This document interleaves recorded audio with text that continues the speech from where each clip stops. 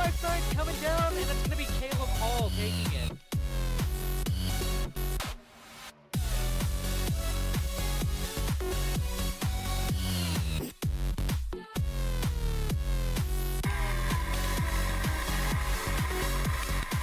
The box is not invisible anymore. Crazy. Oh well, I killed my tire during that.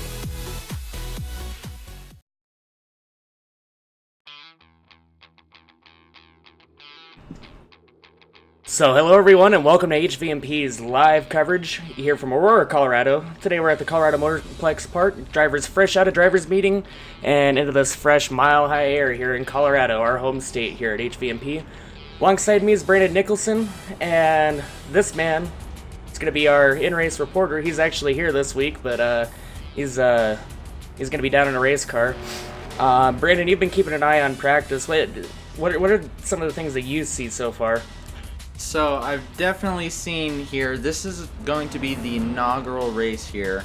First time that we've ever run this track, or any kind of series has run this track before. The chicane here is definitely something unique.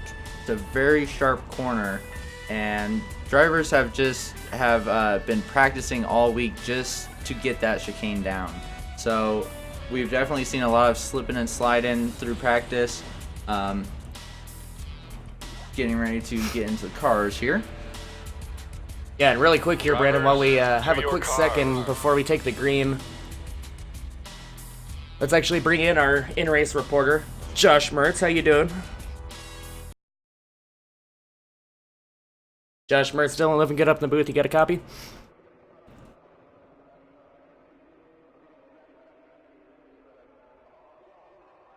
As a little bit of a technical issue there. The 81's feed. We'll try to get that to you sometime mid-race, but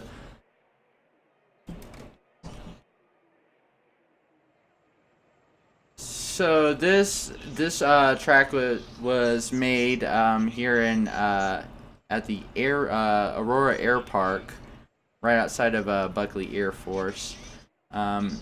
Solstice guys have set this track up for tonight's race. And now, race fans, the most Definitely should be a famous fun one. words in motorsports. Drivers, start. and so the man with the quick time, number 21, Jake Poulin, he's going to lead the field off here. I just want everybody to remember Bring these today, guys down. we don't need to lead any lap until that last And yeah, lap. Brandon, you're It's the really only one right. that I mean, matters today. these are some really tricky, tight hairpins. I mean, guys were almost saying you could bounce it off the wall and keep going. You know, I mean, obviously you don't want to do that too many times in a row, but that's literally how tight and how close you are to the walls here. Built on an old airstrip, so we've seen those have some of the tighter configurations.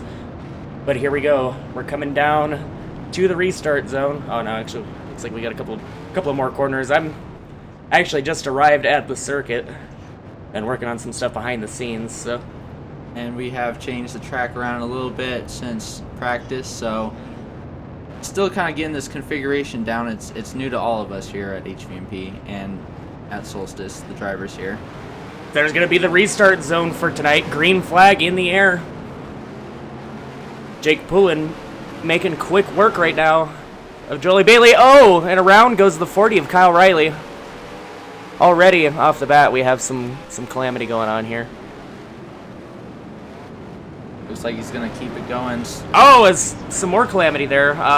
The Avengers car, 25 of Chad Mycos, running into a little bit of an issue there. I'm not sure if this is going to bring out the caution or not.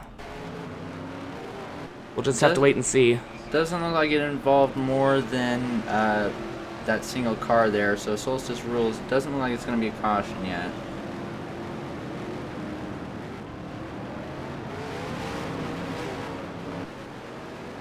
And so we're going to take a gander here now at how Josh is doing.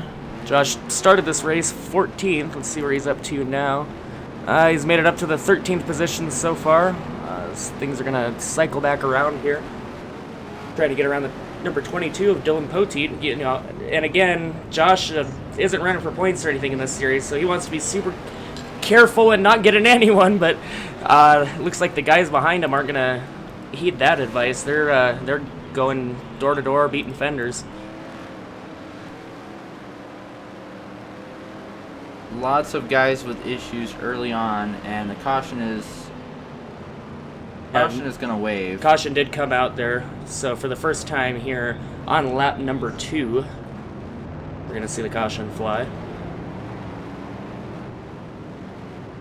This is going to be a long race. We're going the full distance this week, 65 laps around this track. These guys got to just be patient with it. Don't tear the car up super early.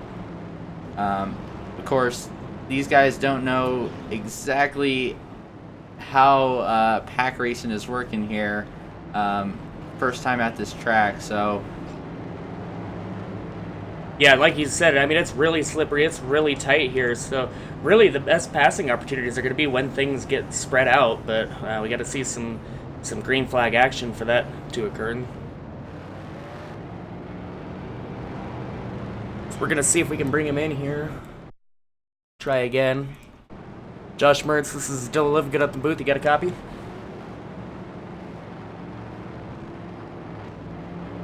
As a man of few words, is Josh Mertz this week. Normally he's the most talkative in the booth. Wonder if he has his cell phone in his car. Should give him a holler.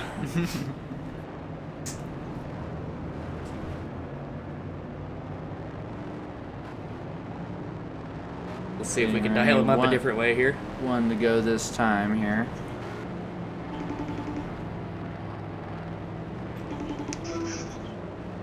Yo, what's up?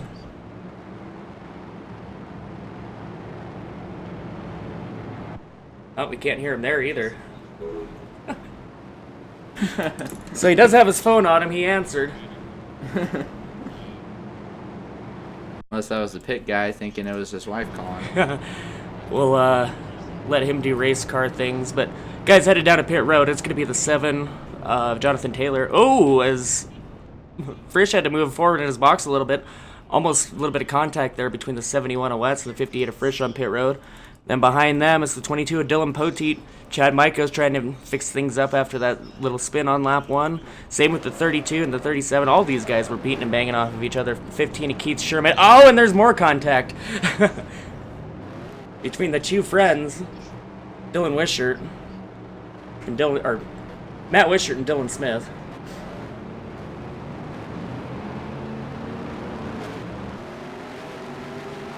So we'll have them spill back out onto the racetrack here, get caught up. I mean, you see how tight this racetrack is. These guys are cutting through the chicane to try to, get back up to the field a little bit sooner.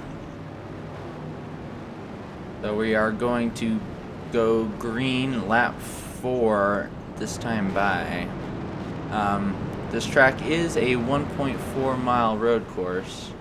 Not too big in terms of road courses. And it's very oddly shaped, somewhat like a sword. It's definitely a very straight track. That chicane, that real sharp chicane, is what breaks up the whole kind of track. So getting ready to go green here. Yeah, and as we noted earlier at the beginning of our broadcast, our restart zone is actually not where the start-finish line is. Brandon Lambert electing to put it right there as we go green flag instead of by the start-finish line, just because they didn't want guys to restart in the middle of a corner here. Because, really, there's not a whole lot of room to put anything. And these cars fanning out all over the racetrack, though, using every single square inch of it. 3 wide for second. There goes Arnold Columbia around. Yeah, what looks like a little bit of curb hop from Brandon Lambert. Everybody gonna keep it going. Dylan Smith still on pit road. Ooh, as Riley really loose. He had to give up that second position coming through the chicane there. He's gonna give up even more spots.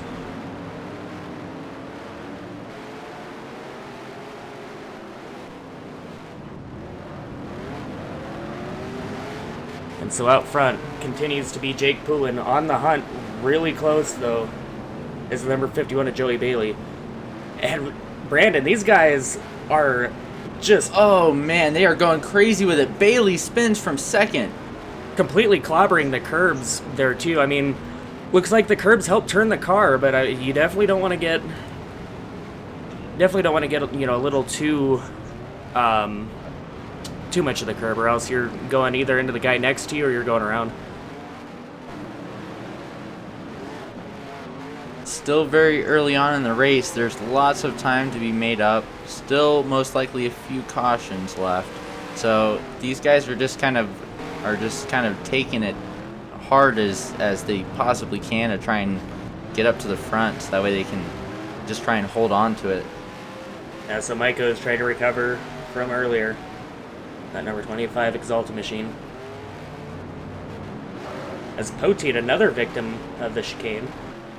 That chicane is deadly. You can see the guys backing it down all the way down to like 20 miles an hour to make that chicane. As contrary to 170, 180 last week at New Hampshire. Yeah, and you're seeing, oh, these guys really struggle with this last corner here. As Taylor tries to duck it off onto pit road, he's going to miss the entrance initially there. We have calamity all over this racetrack.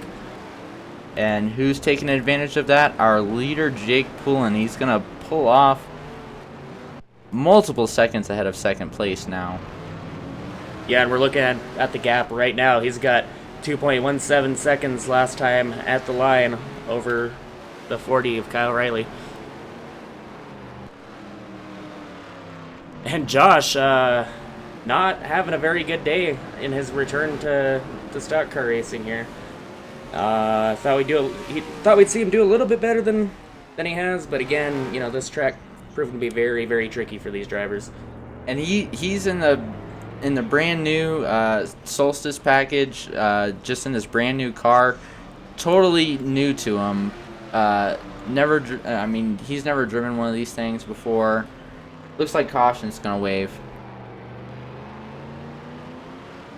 Looks like we hit our spin cap.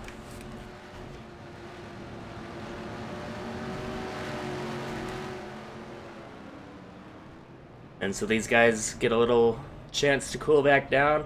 They were able to get a couple of green flag laps in. I think these guys are starting to learn, be patient here early on, and good things will come. Because you see the guys running a little bit too over-aggressive. They're really using up their stuff, and it's hurting them big time. So we see almost all the drivers down pit road now. They're going to want to get as many tires early on in this race. Yeah, and Brandon, I actually do believe that's the issue that Josh is having right now. I don't think he has... I think he has a blown tire. Yeah. It's very, very easy to lock these things up. And I think he missed pit road. Oh, definitely looks like he's got a right front down. Yeah, something amiss with that car, and you can see definitely frustrated, I can imagine, is Josh. Our HVMP co-commentator wanted to do a one-off, and he's a definite road course ringer. So his first time in one of these cars and just having a fun time. That's all he's out here to do. Yeah, Brandon, I told him, actually, before the broadcast, I've been telling it to him that, he's gonna take over streaming one of these times and doing all the production work with you, so then that way I can go out there and I can have some fun at Talladega with the boys. Yeah, as me and Dylan both former Solstice racers, we both raced in the Proline series for years and years, dating back. Both of us retired a good 3-4 years ago now, but I definitely had a ball early on this season driving these cars, so got to give everybody else on the HVMP crew a chance too. Yeah, so it'll be interesting to see here if Josh is going to duck it off, or if there actually isn't anything wrong with the car and he's just fooling us, and he might be playing some strategy here, it looks like. Yeah, no, just a weird sort of movements that are coming from Josh's car, making us think he had a flat, but no, he's going to pull off some good strategy here. He's going to bring him down to the green flag. Green flag is out. Mertz is going to lead him, or... Yeah, and Brandon, we know that Josh loves that fresh track. He loves not seeing anyone in front of him, so this is going to be really beneficial to how he's going to run the rest of his race. Yeah, looks like it was a total strategy call on that 81 team's part. And again, trying to play nice with everyone, not wanting to cause any issues or ruffle any of these guys' feathers as we get closer and closer to the playoffs. Second place around Kyle Riley. These guys can't hold on to the lead, and Cosman's going to tag the leader. Oh, he's going to tag Josh. Jake Poulin now running away with the lead, but just got a little too hot coming into the corner there, coming into the sweeper. And looks like caution flag is going to wave for that. So it works good when you can keep things clean, but unfortunately for Josh there, we see him go for a little bit of a spin. Looks like Cosman just wasn't 100% aware where his bumper was at, and looks like he had the better line going through that corner, just barely tagged the 81. And so, Brandon, I'm going to take a pit stop really quick, exit the booth momentarily, so keep everyone company. And looks like half the field, it's going to be a split decision between the field to go down pit road. Poulin is going to stay out and regain the lead. Looks like West is going to stay out and take second place. We know he's all about the tire saving, so he's got the strategy down for tonight, I imagine. Let's see if he can hold on and just stay consistent. Among the guys coming down pit road is the 81 and the 40 of Kyle Riley. Dylan Poteet down. Cosman is down as well. Chad Mikos, Wishart. Some of these guys that may have spun. Sherman down. You just want to have those fresher tires, especially because one little mistake could put the tire wear on these cars. Definitely doesn't take much.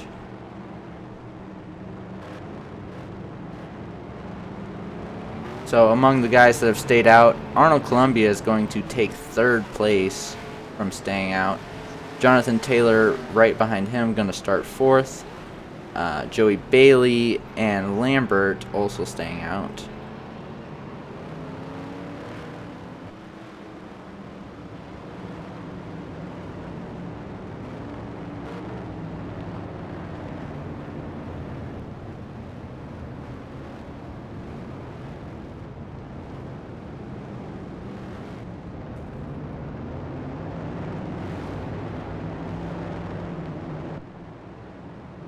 As it looks like we're getting lined up to go green here.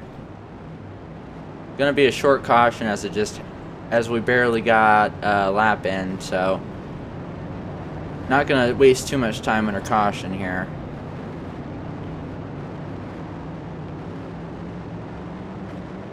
One more tight little corner until the restart zone. I'm interested to see how Wetz is gonna take this first corner, leading right before the chicane. Haven't seen too much of Wetz yet. Green flag out. Poulin's going to lead him down. And Wetz runs it wide into the wall. Looks like the whole outside line followed. Bailey going to take advantage of that. On the inside of Columbia for second. As Wetz catches the curb on corner exit there. Everybody gonna keep it going. Bailey holding on to second now. He doesn't want Poulin to get that same lead that he did early on in that first little green flag run. Right on that back bumper. It's really hard to tell what corner you're in at this track. Everything looks so similar. As you can see, the curbs are very banked, so it's a little touchy if you want to try to use those for the grip that they carry. Yeah, as we've seen huge curves bite people before at road courses here at Solstice. I can think back a few years ago to Adam Kotel's rendition of Watkins Glen, and man, were the curves huge there. I mean, much like we're seeing today, lots of guys using a lot of them to try to help turn the car, but you get on the back end of those on the wrong side, and so it's a fun ride for sure.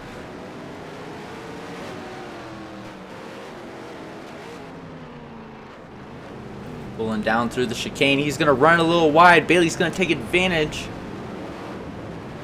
On the outside, as you can see Lambert around in the back of the shot. Bailey's going to take the lead. So a huge power move there by Bailey. Not wanting Jake to do what Jake's been doing the first couple of green flag runs. So now he's going to try his hand at the front of the field. Arnold Columbia now, though, getting really close. Actually, the top 4 cars now are pretty Under close a to each blanket, other. yeah. Look at that to the inside. Columbia's not wasting any time. Columbia almost wanted 2 positions there. It's going to be a side-by-side drag race coming off of second to last corner there. Looks like Poulin's going to hold on if he doesn't run it too wide. Cross the start-finish line. Going into the first corner. The chicane is the second corner. And we go back to that blistering fast Q run that Jake Poulin had. I mean, that was almost unbelievable, the way that he's been getting the car around here. So good to see that it's not all going to be dominated by him. We're going to see some mixing it up here in front. Poulin definitely a force to be reckoned with at these road courses. He gets them down. He put down a blistering Q lap of 1 minute and 6 seconds, .732. Second place was nearly 3/10 off. Yeah, so just a gargantuan gap there at the front of the field. But, ooh, we see a little bit of contact there. Columbia giving him the little bumper. Letting them know, hey, I want by, but maybe not at this time. Looks like these guys are going to keep playing it smart. Going to try and keep it green. These guys, I can attest to, road course cautions are very long, especially when they're full course, like how we do it at Solstice. So even 1 lap feels just like an eternity around this place. Yeah, and I mean, really, at a track like this, you have to take it, a step at a corner at a time, really. And it looks like we saw a little bit of issues there at the back of the field. And these guys have been struggling most of this race here. As we see Josh around coming through the chicane.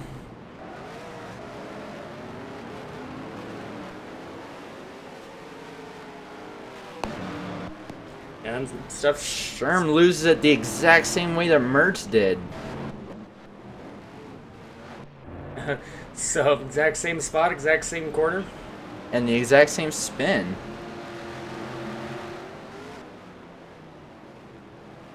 Sherm sporting the new Exalta paint scheme. Hopefully the tires aren't too shot after that. These guys, a pit stop will kill you here. Yeah, you don't really have to worry about going a lap down, but I mean, if things end up sprawling out, which, that seems to be the way that these Solstice road course races end up going, is, we get a few cautions early on, people really kind of start figuring the track out, start getting in a groove, and then you see the self spins go down, you see less and less opportunities to make up that time that you may have used up going down pit road. Bailey hanging on to that first spot. Poulin hasn't given up, though. He's still there. There's definitely opportunity for Poulin to make another pass and regain the lead. All 4, the top 4, are still under a blanket. We've neglected to mention Frisch. We know Frisch, out of like every race that we've seen this season, he plays it safe. He plays it the absolute smartest. He's going to ride around in that 4th spot and wait for these top guys in front of him to just junk it. And there he goes into the 3rd position momentarily. He's going to get passed back up by the 39 Arnold Columbia. as you can see, he doesn't really force the issue. He's just gonna race him clean and conserve his stuff. That's what you've got to do to win it at these races. Yeah, and that's what we've been seeing Joey Bailey do a really good job of this green flag run. I mean, I've noticed Poulin back there, he's been spinning the tires a little bit. He's been sliding around a little bit more than the 51 has. As commentators curse, we see everyone get loose. Yeah. Forward fight. Frisch ended up getting really loose. He may have spun and ends up getting passed by Dylan Smith, so definite commentator's curse. Yeah, so he's going to fall into the clutches of the 6th spot here, Brandon Lambert. Man right behind him.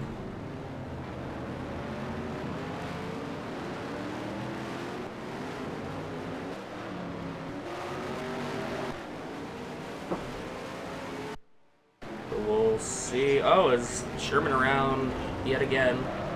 Now, if you spin once in a green flag run, that counts towards the self spin, but it's only that one spin. I saw Yoneshu around too. Saw Cosman around.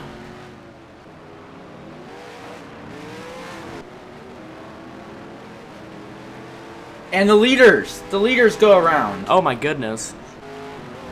So just as we take it off the shot there, both Jake Poulin and Joey Bailey. They are gonna. They just barely got into each other, just snagged each other, kept it going, but Arnold Columbia is now going to take over the lead position. Yeah, we'll see if our replay team can work on getting us a replay of what happened with the leaders there. But yeah, right now, Arnold Columbia, the man sneaking away with it, coming from 3rd. So taking a look at what ended up bringing out that caution there. I mean, really, there was no malintent there. I mean, nobody was trying to really do anything wrong. They were all just trying to get out of the way of each other and end up making contact. As just a quick correction, it actually looks like the caution does not wave. Solstice officials have decided not to throw the caution. Columbia hanging on to the 1st spot, and he goes around. Just barely ramps the curb. Frisch, out of nowhere, gonna take the lead. And he's gonna go bye-bye. Oh, maybe not. Actually, Columbia didn't lose much time on that spin. At all. And the guys we've been seeing going around, that's a pretty good way to go around. You know, only lose one spot and not a whole lot of time, so...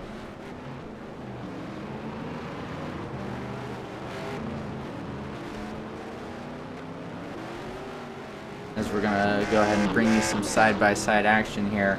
This is the battle on the left side of your screen. You'll see the battle for 4th between Lambert, Poulin, and Chris Wetz. On the right side of your screen is our leader, Arnold Columbia, or sorry, 2nd place Arnold Columbia. Frisch leads.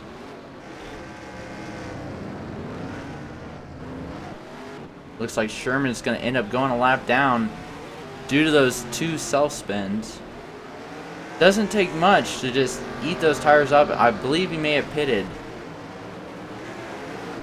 Yeah, I mean, he's really not been having a good day with having to deal with all these curves and the slick racing surface, so... And they're using the same package that we've been using, except for minus Daytona. Next week we'll see the original package come back at Talladega. Yeah, and I saw Wetz get a whole lot of curb there and give up a little bit of time with these guys.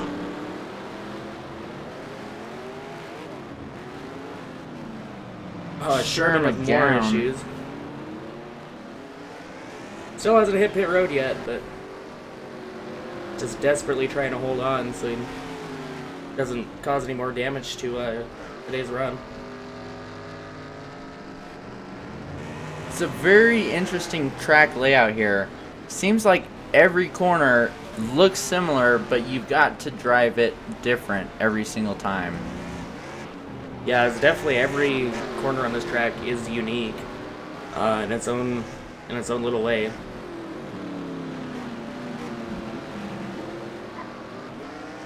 Solstice officials doing a great job preparing this track.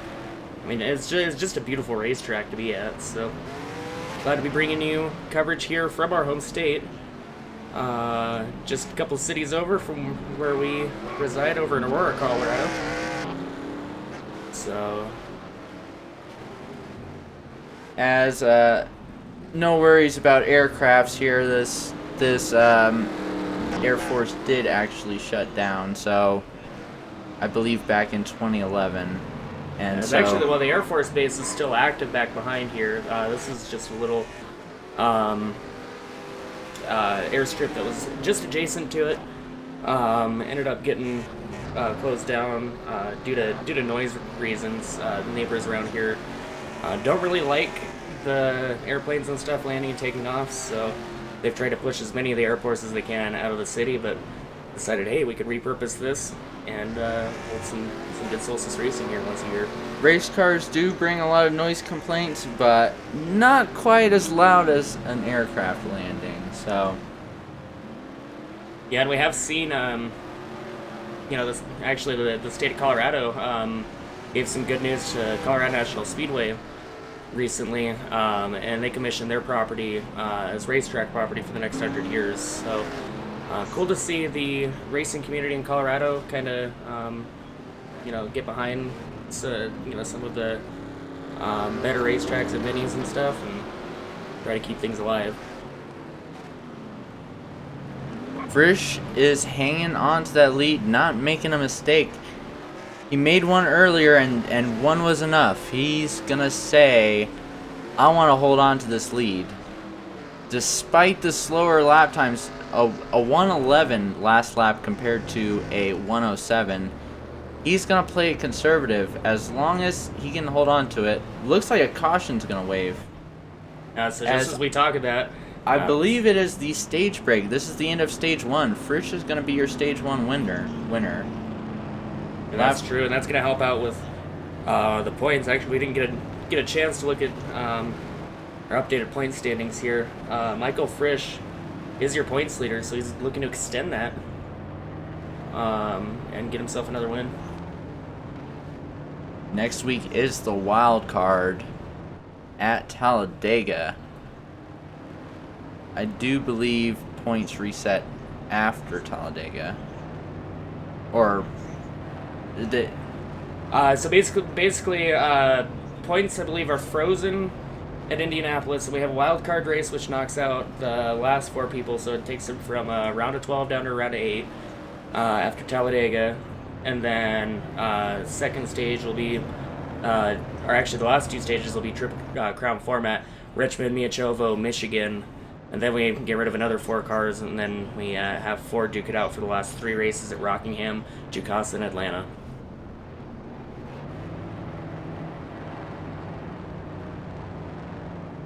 As we'll see if we can get anything out of our in-race reporter here. As Josh, we've been trying to talk to you all race. We finally gotten our audio issues sorted out here. Hopefully. You guys hear me? Hey, there we got him. Josh, Hey! what have you learned so far on this slippery road course? Stock cars have changed a lot, and it's very tricky. And I want to punch my crew chief because my mic wasn't working. As we were wondering, we even resorted to seeing if you had the phone in the car, and we called you, but we still couldn't hear you, so... It didn't work at all. So we'll, I mean, is there anything to look out for? I mean, with this new package and the way that the cars are running and... The chicane is rough. Very hard to get down into that. It's just grip anywhere, so it's really difficult to get into any corners because it's very easy to lock these cars up. Brake bias is pretty rough. Yeah, Josh, we know you love those curbs, but I mean, these curbs here are pretty gargantuan, aren't they? It's definitely not like like St. Eustache, that's for sure. And the problem with me is this same aerodynamic package is the same stuff that NASA was racing on, so I'm so used to throwing it fourth, third, second for a handbrake, I'm locking the rear brakes, and then I'm spinning. There's no grip to support it. Right, yeah, it's, we've been having fun watching it, and I mean, did you think that pit strategy was going to be your big break in the race there? Well, we had to come down pit lane, and I had to have one of the crew guys rewire the headset in here, so we got sent to the back, and then I stayed out, and I don't know what happened. I think Cosman hit me. I mean, I'm trying to get used to these cars. It's been so long, so I'm just really surviving the attrition. I'm trying to. I mean, we're up to 10th, so hopefully we'll get something better than this. I'm going to try and stay out of the way if I can get up there, but we'll see. Oh, and hopefully you're having fun doing it, so that's the most important thing. So we'll keep cheering for you, and we'll check in with you later on in the race. Thank you, buddy.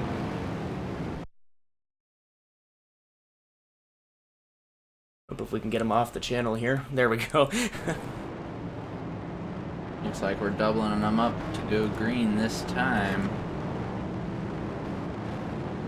Solstice officials don't waste any time with these full course cautions either. No, they want to make sure these guys get as many chances to run into some green flag laps as they can, so coming around now to the restart zone. Green flag going to come back out in the air for Michael Frisch.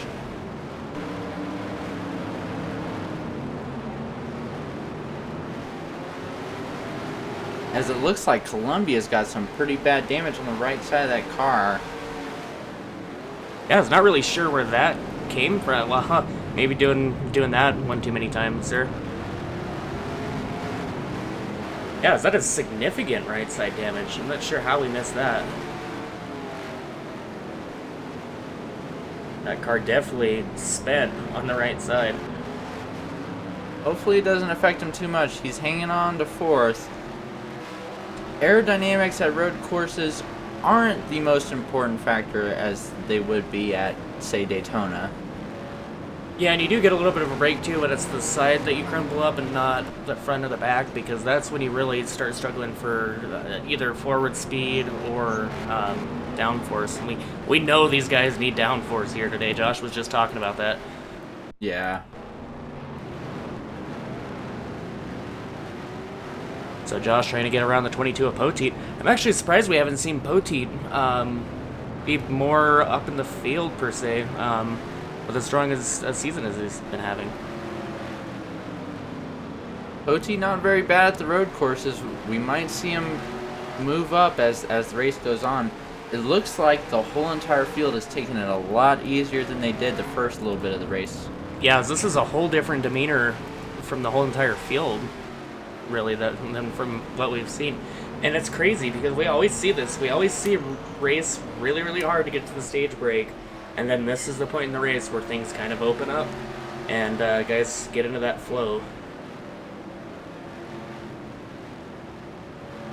Bailey's definitely not letting up any pressure for Frisch. Still on that back bumper.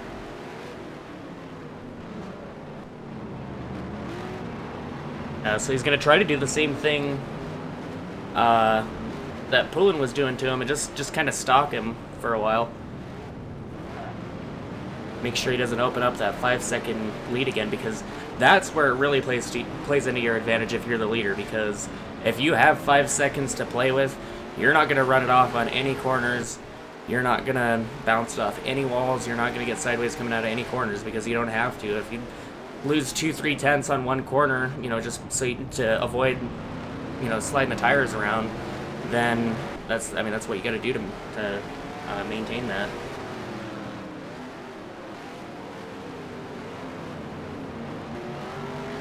Still 41 to go.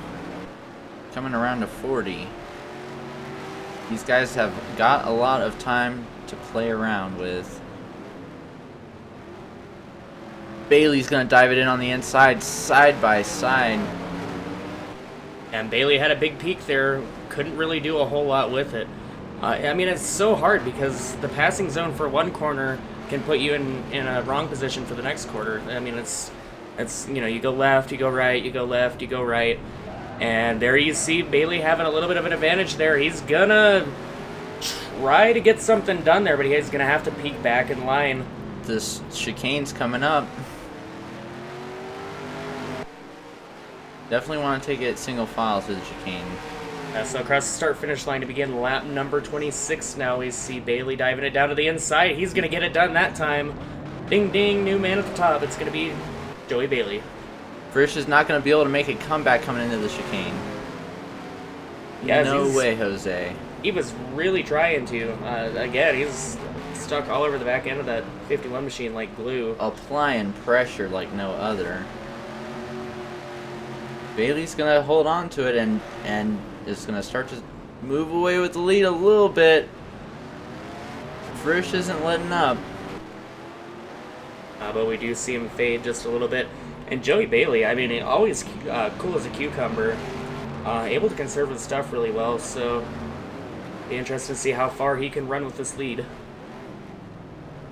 And Bailey, both Bailey and Frisch are just so talented at any track that they run. It could be a short track, a road course, a super speedway, and those guys are the constant front runners.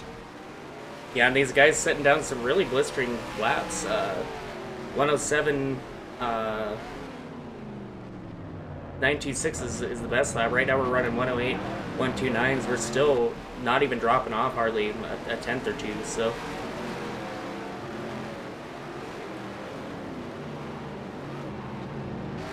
Oh, and it looks like Frisch is going to hook the curb a little bit too hard. Not going to lose it, but definitely going to lose some ground on Bailey. Yeah, and so now he can no longer use the draft of the 51 to his advantage. He's going to fall into the clutches now, potentially, of the 46 of Brandon Lambert. And the 39 of Arnold Columbia. Battling for second place. You know, and someone we really haven't talked a whole lot about in today's race, but he is a dark horse. That's Brandon Lambert. I mean, he's having a hell of a run today, up in the third spot. Good to see Lambert doing so well. Definitely got the most practice at this track, getting in early and figuring out the line.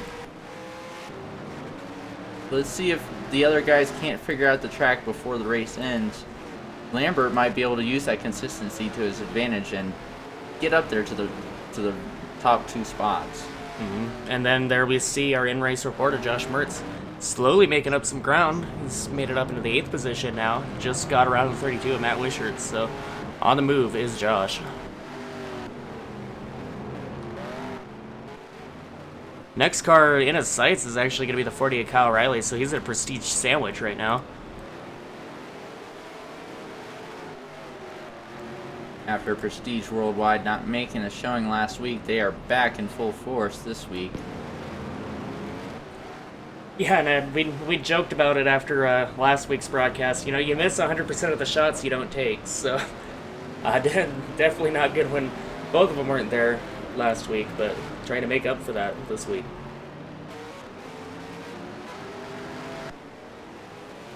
We're coming around now to take lap number 29.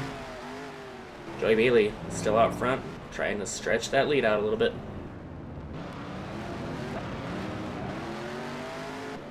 Now that these guys have figured the track out and figured out how it is to race around each other, they're definitely playing it a lot smoother.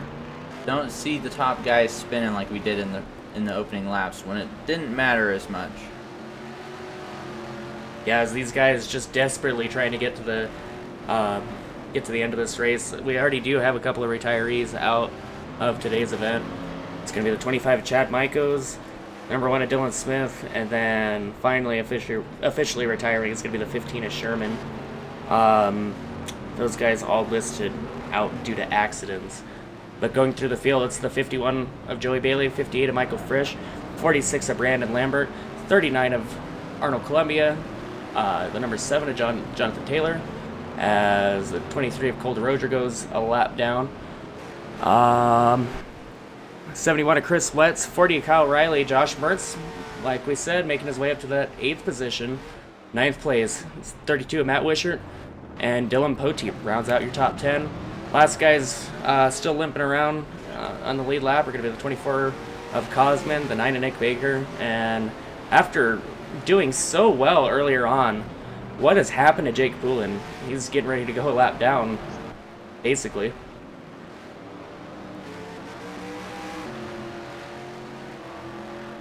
So let's take a look at what his situation is.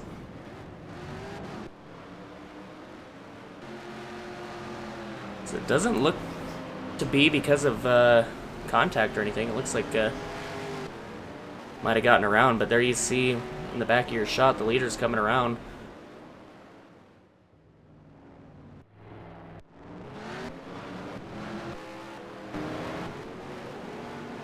Trying to get word from Solstice on what happened to Poulin.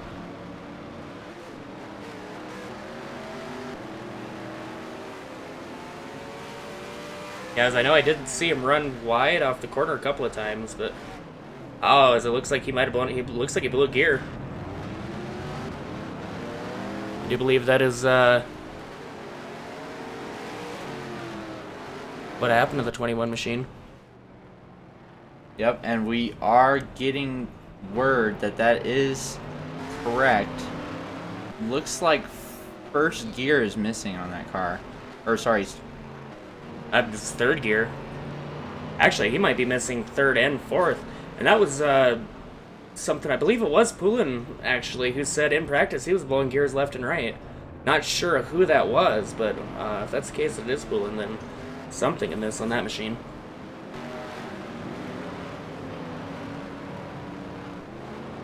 yep, he's not able to get out of above the second gear, so it looks like it might be third and fourth gear.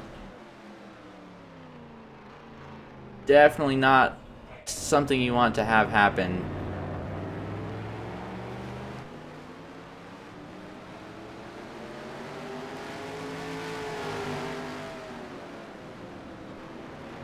As a newcomer here in Solstice Proline, this is going to be his first start.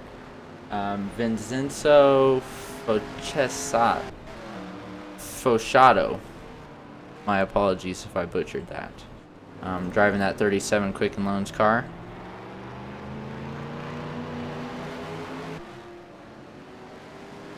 As he has been running in the FTF Cup Series lately. Gonna try and make some more Solstice races. Looks like right now he's just gonna be a road ringer. But 18 cars showing out for tonight's field. Quite a big field for a road course, no doubt. Looks like battle for the lead. Bailey and Frisch, they are still hard at it. Neither one of them letting up. Frisch gonna dive it in a little hard. He is definitely not afraid of Bailey's line. He will drive right on the bumper. As we saw, Cosman is definitely the same way. He showed no mercy to Mertz early on in the race. Once you've been behind these cars for so long, you don't want to just let them slow you up, and especially if they've been in front of you for the last 10 laps.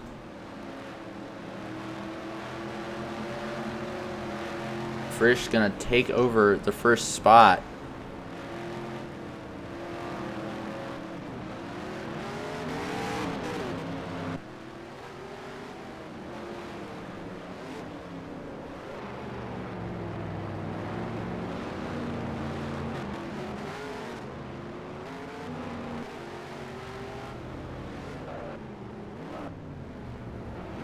Bailey's still there. We'll take a quick look through the field. Columbia is holding on to third with that beat up little Ford Mustang. Proving to be pretty consistent this race. Having a good run compared to the last few finishes that he's had. Yeah, it's been a really, really tough stretch here in the middle of the season for Arnold Columbia, so getting back to what he likes doing best, and that's finishing up towards the front of the field. Lambert's gonna be right behind him, about 4 seconds behind him.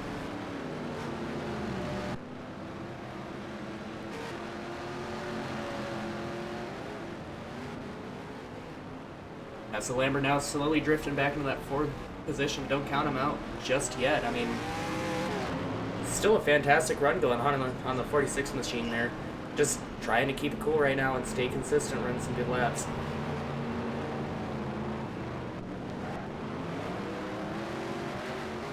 As we heard from Josh Mertz earlier, the word again this week is attrition, that he's learning what that attrition's like firsthand. I mean, it's you know, it's a tough racetrack, so definitely all these guys who are up in the position that they're in have earned it in their own right, that's for sure. So looks like Lambert's going to make the pass on Columbia for third. Not sure if Columbia made a mistake. yeah, as that car just seems to get more and more beat up. Yeah, as he's totally lost the downforce in the back end there. You see that the back end all crumpled up. Something happened to the back of that car. I think he backed it into... We'll take a look. Oh, as Wetz almost gets into him. Both having to take some evasive maneuvers to avoid each other. No harm, no foul, though. There's damage control in the 39 right now.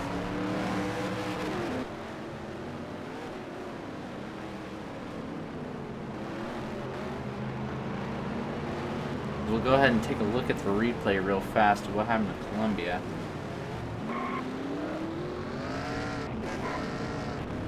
Looks like he was just making his merry little way around in third, and through the corner just lost the back end of it, backed it into the wall there.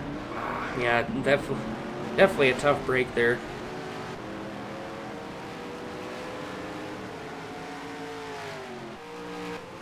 There we see some service getting done on the 23. That's another really beat up car. Yeah. That's coming from just multiple different accidents. I mean, you've got to keep it clean on these road courses or your car is going to end up looking like these guys.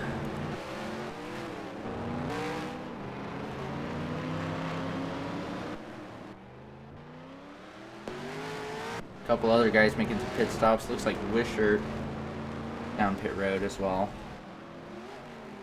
And so out front, Michael Frisch is going to try to extend this lead out to 2 seconds here coming around to take lap 37 to 65. Getting a little bit of space on second. These top guys are not making any mistakes. They are holding on for dear life and just running these corners perfect now.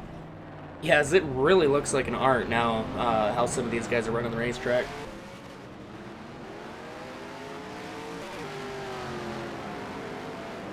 It's just crazy. You can see how loose these guys are coming off the corners. They are just, like Merge said, in those low gears. Oh, it's Poteet.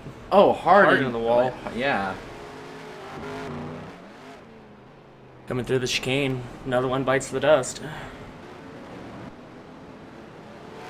Doesn't look like it was as bad as some of these guys, but definitely going to hurt the... May have got some engine damage out of that. Yeah, as you see the hood buckled up there pretty good on the front end of that deuce.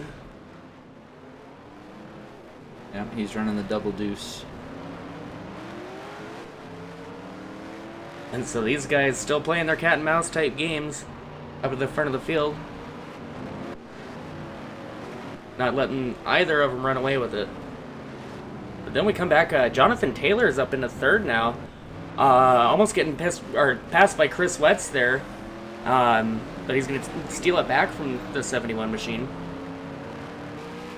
These guys battling hard for third right now.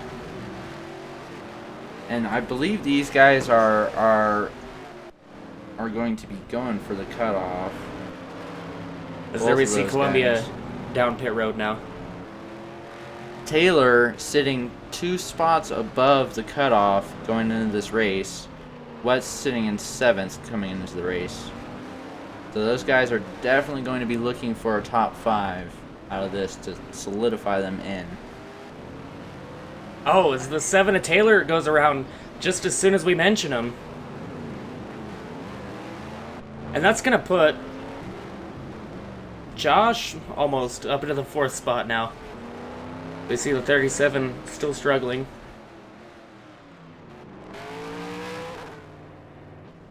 Man, Mert's up to 5th. He knows how to run the road courses. That's his absolute specialty. Yeah, oh my god, he listens to the guy and he won't shut up about road courses. That's why I literally had to just put him in a race car for one race this season. And I'm like, go for it. He had so much fun watching our Mid-Ohio broadcast when we watched back through it. And so, he's definitely got to be happy with this right now. 5th spot, or 5th position day so far for him, so. Yep, he's just keeping a tight handle on that car and making it through all the self spins. And so now we're coming down. Next lap will be 25 to go, I do believe. 26 to go this time by.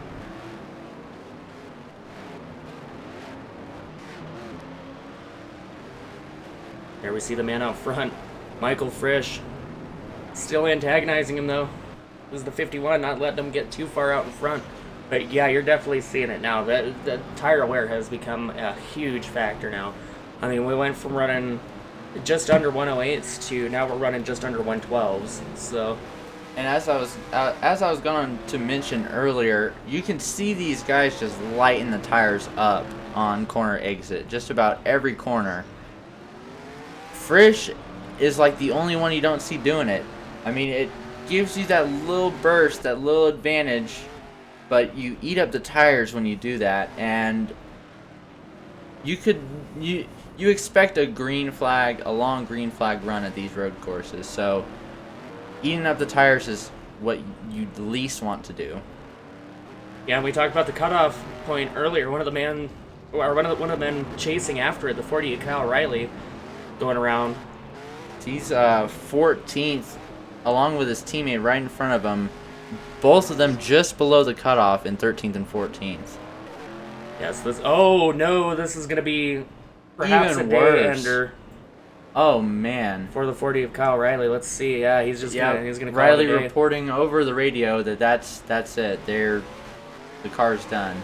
Ah man, and we're watching the 32 of Wishart struggle too. I mean, not quite as bad. He's in that 7th position, but not another good week for Prestige Worldwide. So these guys need to really focus these last couple of races before the chase if they want to make it in. They're gonna have to show at Indy and do decently to beat Baker and Sherman and Jonathan Taylor, who are all super competitive guys, just barely in front of them.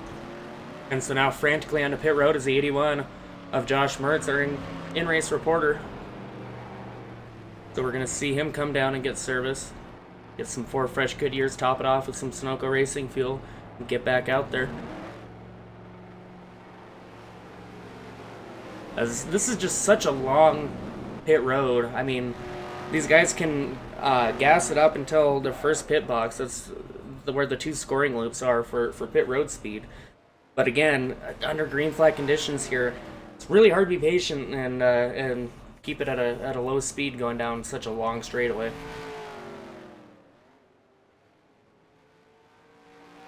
Especially, you get that kind of highway effect when, you know, you see all the cars on the other side of the wall just zooming by you, and Josh wasn't able to get the right side, or the right side service there. He's too close to the pit wall, so he's gonna have to back up so he can get the right sides onto the car now, and now he's away. At least he got service. Solstice official's gonna let him do that, so being a little sneaky there, playing a little bit of damage control, making the best out of what could potentially be a bad situation. But if he had to come down pit road again, then that would have been very bad. That would have killed his whole 5th place run. And the man who was looking so promising earlier on, Jake Poulin, has just gone a lap down. Just a real tough break to have transmission issues. Yeah, and so now we have our leaders now, Frisch and Bailey, on the pit road for service. So now is the time to get some fresh Goodyears and all that fun stuff put on the car. Looks like the rest of the field will follow in the coming laps if they haven't pit already. Some of these guys have definitely had to short pit due to the tire wear that they've endured. And some tangling almost going on there between the 39 and the 32. Not sure if Columbia's car is just too beat up or if he's had to come down pit road, but back to 7th. Yeah, so now this is going to be interesting to see who ends up cycling through to the lead. I believe it's going to be the 71 of Chris Wetz actually coming around. So tentatively Wetz holds the first spot. That's not going to last for long, though, because we know he's going to come down the pit road. And then it looks like Brandon Lambert as well, waiting to make repairs, or make service, or get service done on his car. Timing and scoring going to be just a little bit wacky here as it updates every lap. So with these guys and all this pit strategy, it's going to be just a lap or two before we can figure out who is actually where. Some of these guys have yet to make their pit stop yet, so. Oh, and Columbia goes around again. Oh, hard hit into the wall. And he's going to call it a day. So a lot of these guys now starting to crack under this pressure. That is the Colorado Motorplex part. And it was looking so promising for Columbia too.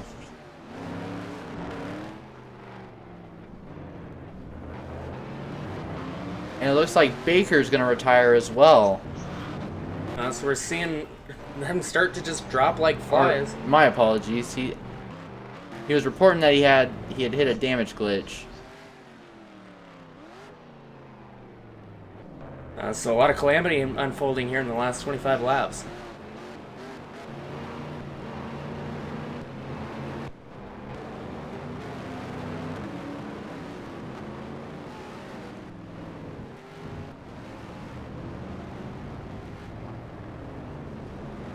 As Columbia officially retiring from the race. Just very unfortunate for that 39 team. Yeah, these guys are just getting to the point where their stuff's used up and the cars don't want to go no more.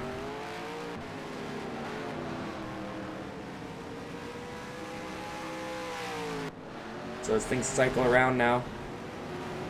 Put Frisch in 4th, Bailey in 5th. Wetz hangs on to the lead for the moment.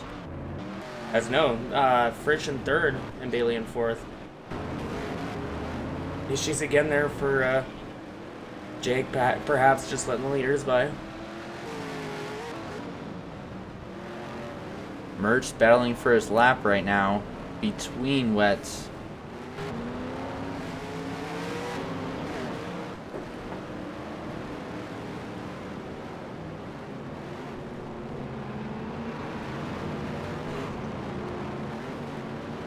As it looks like some of our other top guys, Cosman, a lap down as well. Not sure of the 46's pit strategy or when he's going to have to pit next. Definitely going to be a shakeup. I mean, if he can go the rest of the way, that's a huge advantage for Lambert.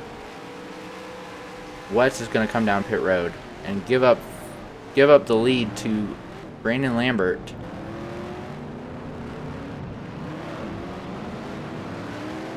Frisch is right on the back bumper. He wants that lead. He wants it back. Going through the chicane. Frisch has got the chicane down, but he actually loses a little bit of time on Lambert. Lambert actually had the advantage going through the right-hander. Frisch is not letting up. Right on the back bumper. Almost makes contact. Definitely putting the pressure on. Lambert not one to fold under pressure though. Frisch! Oh, just ramps over the curb. Keeps it going and is still right there with the leader.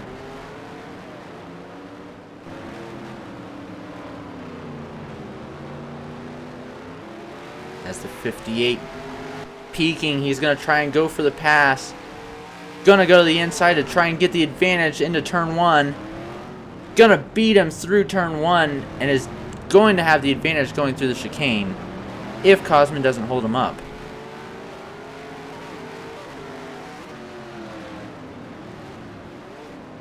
Wet cycling out 4th after pit stops.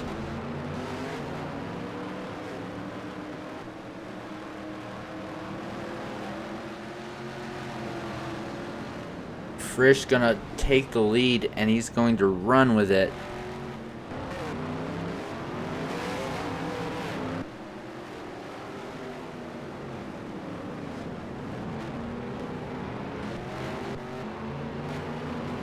See how far away Bailey is. About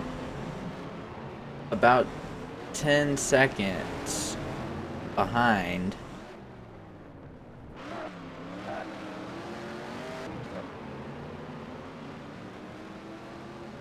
My apologies, timing and scoring is telling me it's about 6 seconds behind the leaders. Or behind second place of Lambert.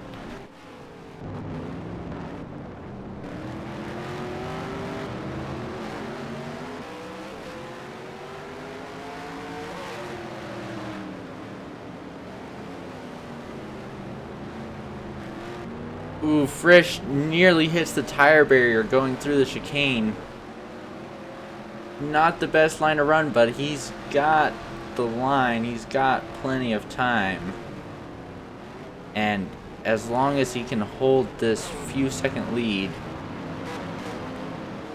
then he should be okay.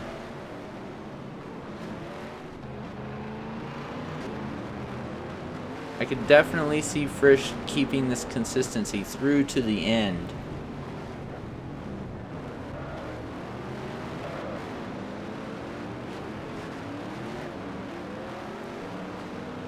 Going through our field here, Lambert's going to be in second, followed by Joey Bailey.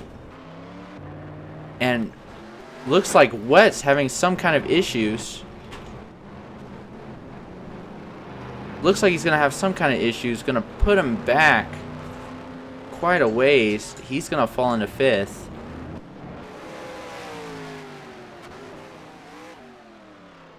My apologies. He's still fourth.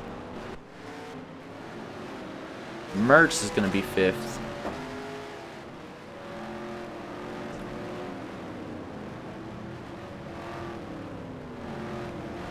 Lap down there is the 22. Surprisingly, Wishart making up what he lost earlier. Going to go one lap down now, but is holding on to the 6th position. As long as he can hold that spot, that's going to be a definite good points day for him. Possibly get him into the cutoff. Yeah, and if the caution does decide to fly now, he would be the lucky dog recipient.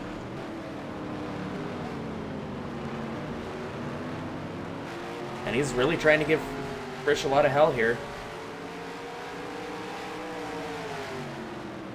As again, I am Dylan Livingood, alongside Brandon Nicholson, helping bring you the coverage. Had some sort of a burrito or something coming into the racetrack that just didn't settle with my stomach quite well, so I do apologize for my breaks in the action, but glad to be bringing it live to you. And is she's there for our oh no, is Merce just letting the leaders by there? Doesn't want to impede their progress at all.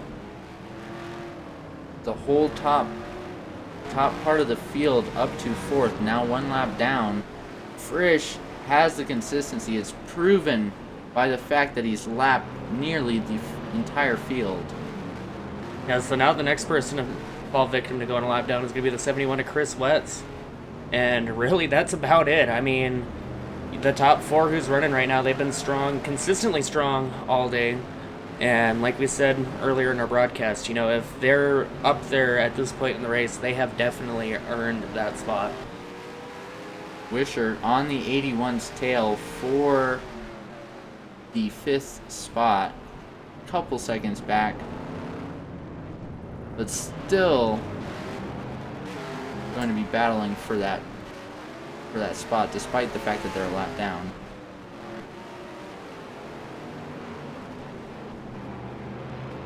Yeah, and so if we do end up putting any more people a lap down, which very well could, especially looking at how beat up Wetz's car is here,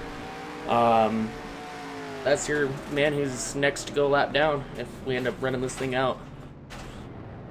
Let's see. Bailey, they're really kind of struggling with this lap traffic here.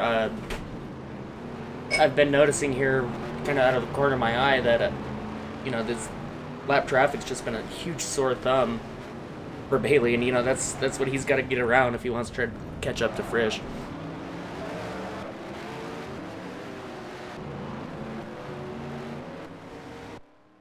So we see that gap ever growing there. 7 seconds it is now.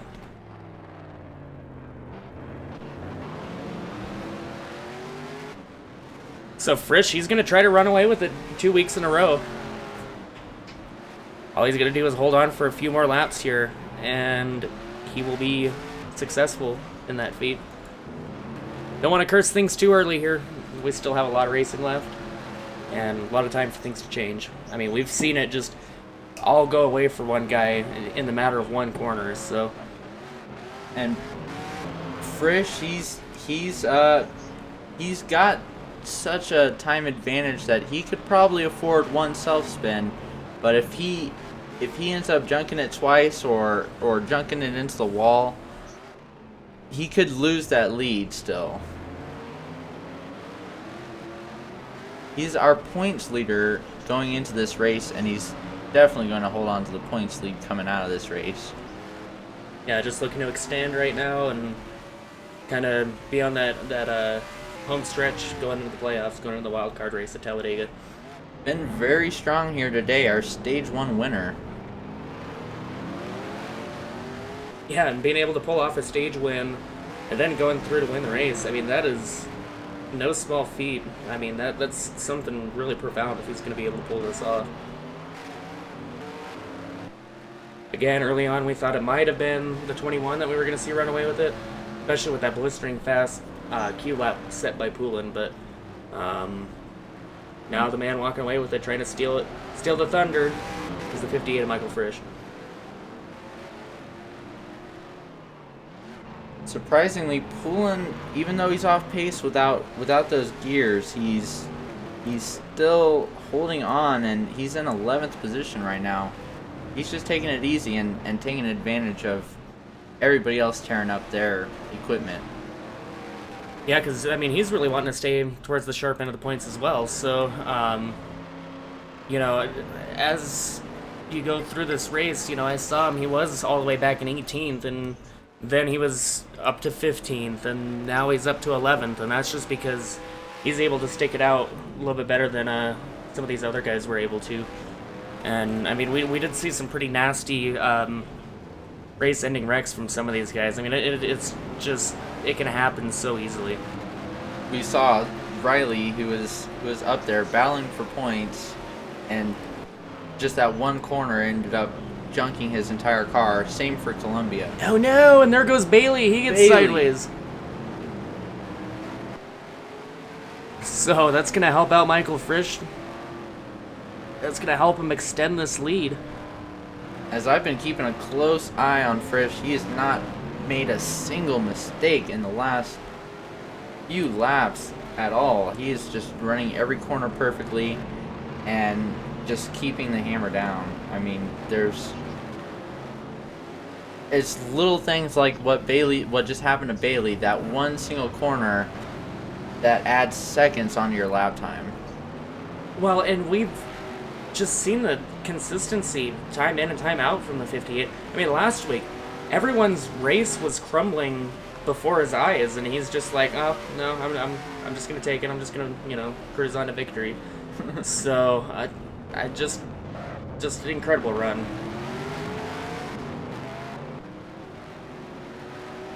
And a little bit of battling going on with the 51 of Bailey and the 81 of Josh Mertz, our in-race reporter.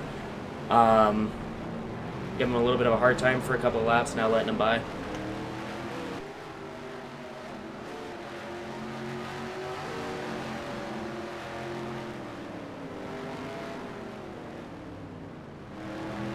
And again, mind you, Josh is having a really good performance today. He's putting on a heck of a show. It's just that these guys are so dominant. Now it looks like we have another retiree from Prestige Worldwide. It's going to be the 32 of Matt Wishart. So Matt Wishart pulling off track. Looks like he did end up junking the car as well. Gonna pull off and retire from the 8th position. yeah, so just trying to keep the fenders on it till the end. As everyone else.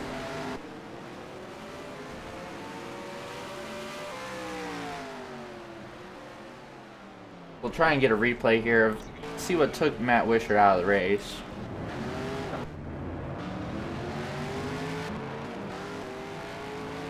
And while we do, we'll bring you on board the 81 machine for a little trip around this racetrack. As you can just see how massive these curves are. It's just an awesome onboard shot. I mean, just to see this track, I mean, Solstice officials have absolutely just put together a beautiful track here. You know, and people are really attributing this to Circuit iCar, which we've seen hold some great racing in the past for the Solstice Racing guys. So, actually, it seems to be some of their best racing is at these airport tracks. We've seen them run. I forget what the Russian round is at that airport. I was there for that one. It had a chicane much similar to this, where it just funnels down to one car that can get through there. And but I mean, it works out for Solstice, and another great race being put on so far today. As we are ready here to get the replay to you of what happened to the 32 of Wishart here that took him out of the 8th spot. Looks like he just lost in that chicane and just ended up calling it a day. He did end up hitting the wall really hard right before spinning in that chicane, and just said that enough was enough and pulled that car off the track. Yeah, as a lot of these guys just, I mean, really wanting this race to just be done with already. 65 laps has proven to be a long time. An hour and 15 minutes that these guys have been racing already. Yeah, and we've been live with you for now an hour and 18 minutes. Glad you guys could hang out with us tonight. Checking out a little bit of action from the Colorado Motorplex Park.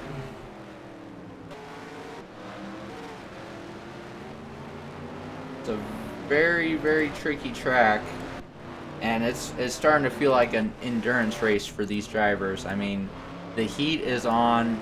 These guys just want to get out of this car, because up here in Aurora, it's a lot closer to the sun than a lot of other places. These guys are probably just drinking their water bottles like no other right now. Yeah, and that's the other thing too, is I'm really interested to know, and we'll have to ask Josh if he noticed any effect with the altitude. The altitude is definitely a factor as well. And that plays in especially to downforce and engine performance, and so it'll be interesting to see if that was a factor at all in today's race. You guys, that tune race cars, I mean, you've just got to tune them to the altitude. You set the car up totally different than you would at a lower altitude track.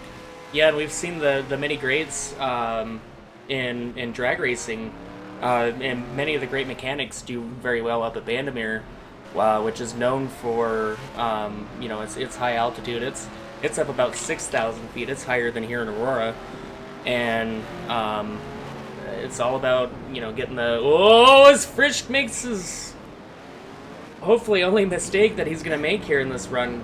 Just caught a little bit too much with the left rear of the car, caught a little bit too much curb, and almost spelled disaster out right in front of him. Yeah, he had Poulin right there. I mean, the way that he was spinning, if he wasn't so just on the car and tuned into it. I mean, he could have easily spun right up into Jake Pullen, who was coming around. Yeah, I mean, so great awareness there to get it back down, and I'm sure that's what he's telling himself in his head is just, okay, breathe, focus, you got this. I mean, he did a real good job of just keeping that car going. He didn't even do a full 360, so he did a great job of handling that car through the chicane. Yeah, so it's going to cut his lead down a little bit, but like we said, he can afford to do that as the race leader with that big of a gap. Yep.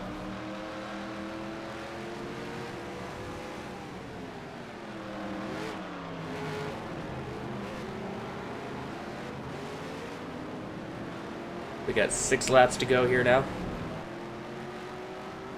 On this 1.4 mile road course.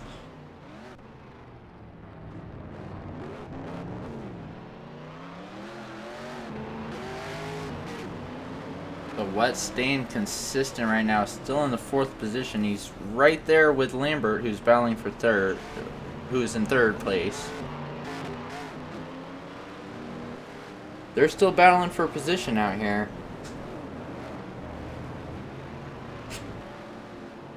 Yeah, the race isn't completely over for these other guys, you know. There is still positions to be fought for out on the racetrack, even if the number 1 spot's being stolen right now by Michael Frisch. These guys are definitely looking at this good points day, Wets especially. Lambert is actually right ahead of him in points, so looks like Lambert's going to gap Wets for the 6th spot is where Lambert came into in points this week. Yeah, that's the great thing about our sport, you know, as we race week in and week out and piece together a full season where, you know, you can't have one bad race sometimes be able to get it done, and especially with this new championship format, that's going to spell attrition out in all capital letters for these guys, bolded and underlined, because these, as Nick Baker getting in the way of the 51 there just a little bit, takes a shot from him. But no, I mean, it's really going to be about consistency from here on out. These guys can't afford to let anything ruin one race. These guys have to run. I mean, these guys do have to run it race by race, but they have to remember the big picture that's going on here as we're getting ready to wind down in the playoffs. And so the great thing about our sport is, you know, we're able to, you know, have these really intense battles and, you know, and keep up the hype and the enthusiasm through the season because, you know, we see one bad race for the guys up towards the top of the points. Obviously, Michael Frisch extended his lead out a little bit more, but definitely a better chance for some of the guys like Lambert, like Wetz, to at least get closer to Jake and you know, get themselves off the bubble.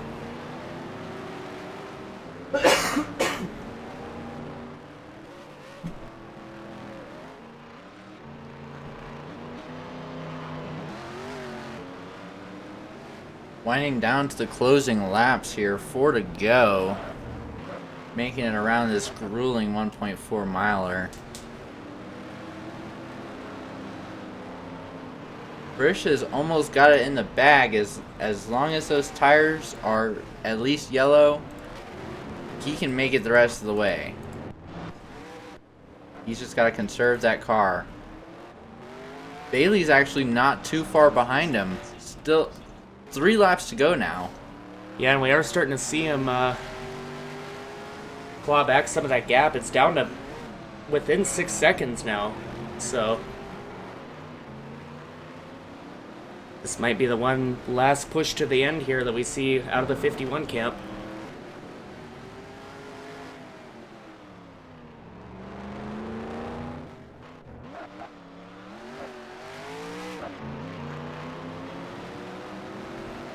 There we see tire spin becoming more and more common occurrence. It was pretty common earlier on, but these tires are just used up at this point. These guys have gone green ever since the stage break. I mean, it's just been constantly just go as hard as you can. And it takes a toll on you as a driver. So coming around to 2 laps to go now is the 58 machine. Looking to seal the deal here in Colorado.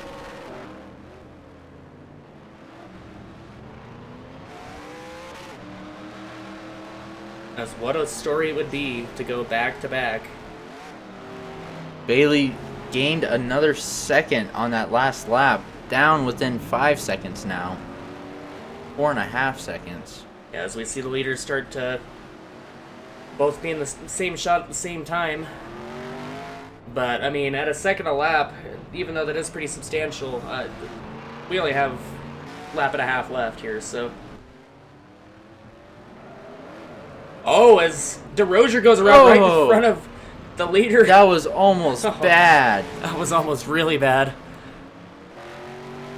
Wonder if that's going to close up the gap. Frisch definitely had to check up for that. Yeah, and we're Can seeing this Bailey. mean good things for Bailey? Gonna slide it through that last corner a little bit. So Bailey's gonna bring it in to, let's see. The gap now down to 3 seconds. He's there, white flag lap. White flag for Michael Frisch. All he's got to do is make it around one more time. And these are all the trouble corners that are coming up right here. So he's gonna have to be smooth through there. Ooh.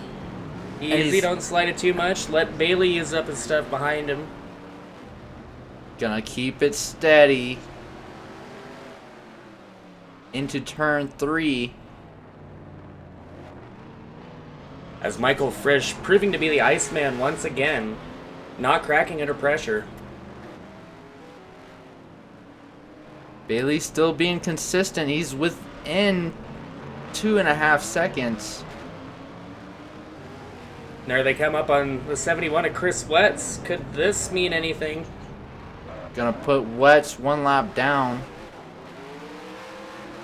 And the man coming off the final corner to go back to back. New Hampshire and then Colorado.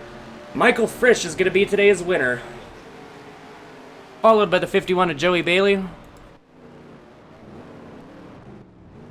And man, who ended up getting third? Third must have been Chris Wetz. No, it was Lambert's gonna finish 3rd. Wetz is gonna be the first car lap down in 4th. So tough break for him. That did hinder him a little bit. There we see our in-race reporter, Josh Mertz, coming home in the 7th position. I mean, just what an incredible display of attrition, really. Let's see if we could talk to our in-race reporter here before we take it on down to Michael Frisch.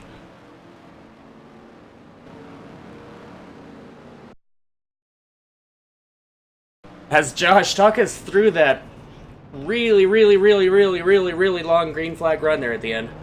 Oh God, like, I can't believe how difficult it was to drive this thing. I mean, I had to pit twice for tires. I blocked it up going into the chicane a couple laps to the end and blew the right front. It just shows how difficult it really was to drive the car. It's very fun, but very tricky. Yes, I mean, that's nothing to hang your head over. I mean, 7th place finishing position, not bad for as tricky as it was tonight. I bet your arms are just numb after that. Oh, let me jump out of the car here and be able to see what happened, because I was battling, I think I was battling Jonathan Taylor there, and then everything kind of went south, and we looped it a couple times, but wow, only 3 cars in the lead lap. That's crazy. Yeah, I mean, that long green flag run proved to be a doozy. I mean, it's crazy because this is what ended up happening last week. Is, you know, we see people race really hard and try to get that stage win like Frisch did today, and then they just kind of, you know, let things ride out, and they kind of get into that rhythm. and we see back-to-back really long green flag runs 2 weeks in a row. Yeah, I don't necessarily know from a driver level what I was missing. I'm looking at these fastest laps and 107.2, and I was pushing really hard to 109.5. So there's definitely something that was missing. I mean, I pushed so hard. Pain was very tricky because if you hit the curbs wrong, if you remember Croft back in the NASA days, the chicane on the backstretch, you clip the second set of curbs, you're gonna spin, and everyone was dealing with that, and it's so hard because you can't turn, you can't hit the brakes, and you can't hit the gas. You have to coast through there.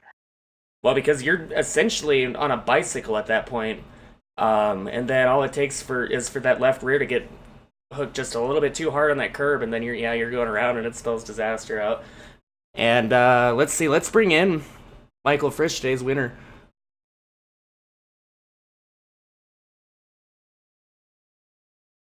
Michael Frisch, unbelievable. 2 weeks in a row.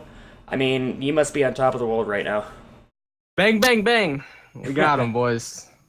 I was nervous, though. Fucking, I don't want 10 to go.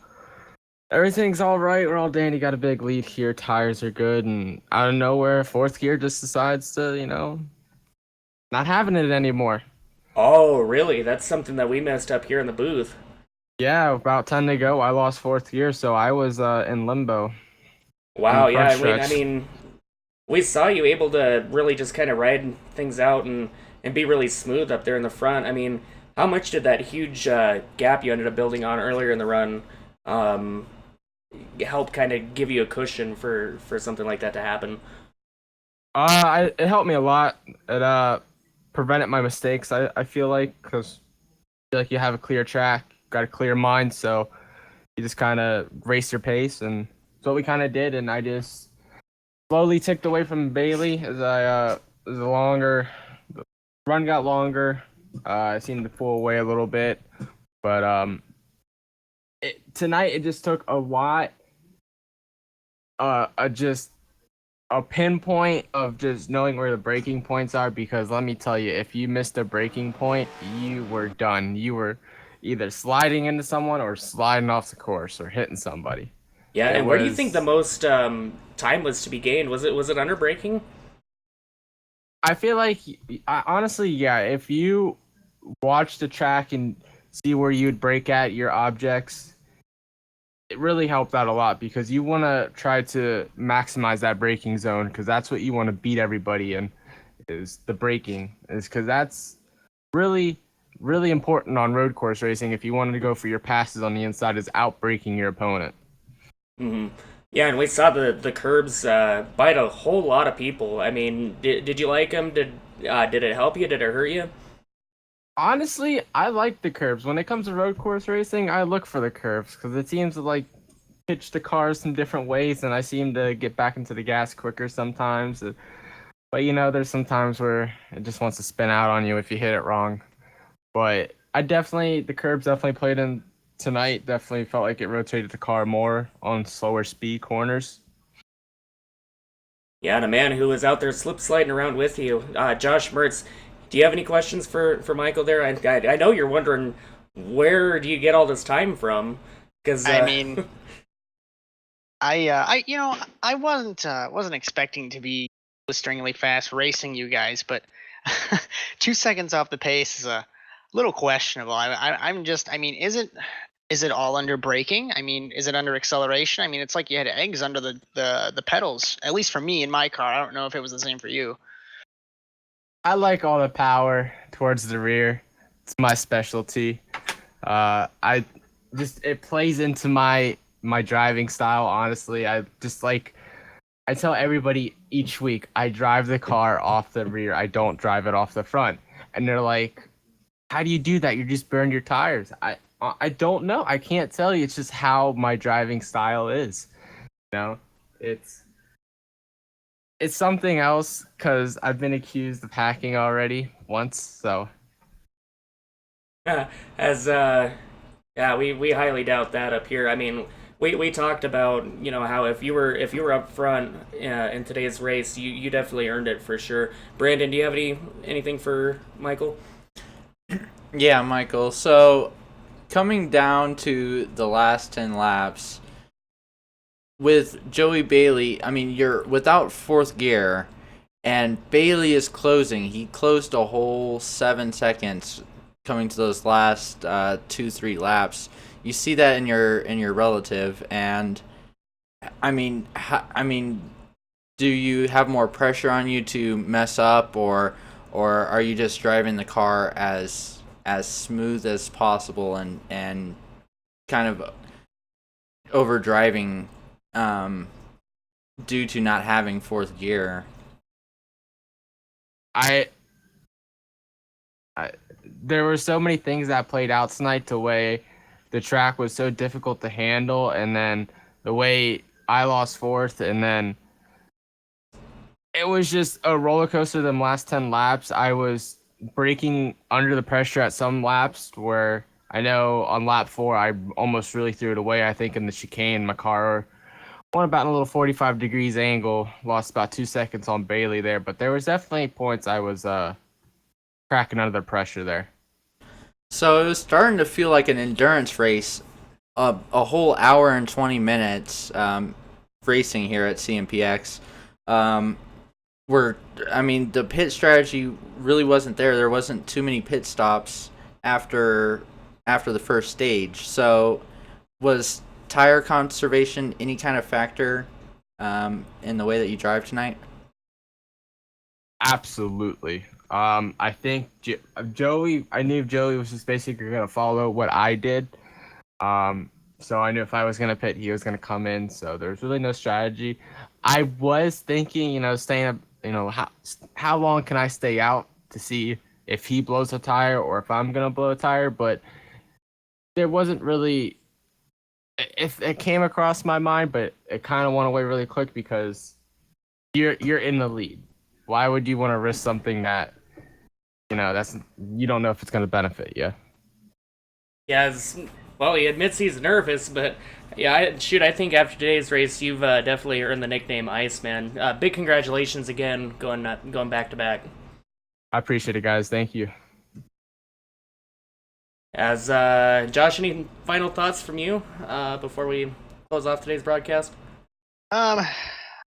No, other than I need some more practice. I was so busy this week I couldn't get out to the track to run some laps. So my first laps were in practice, and it just shows. I mean, when I said it earlier, the stock cars, these Gen 6 have changed. I mean, this package has been around for 6-7 years now, and it certainly has changed. It's so difficult to drive. You have to know what you're doing. Yeah, it really shows kind of how behind the curve we are. I guess you could say we're washed up a little bit, but... Well, yeah, that's probably why you're racing Talladega in a couple weeks. It doesn't take too much talent. Hey, that's where I got my best finish in Solstice, third, so didn't quite best me tonight, but yeah, no, that'll be fun in a couple of weeks' time. Hopefully I'll be able to take part in that race. I was telling Brandon, oh man, I gotta get me out on that racetrack. I was so jealous of you, so... As it certainly was fun. And next week, we go to the Yard of Bricks at the Indianapolis Motor Speedway.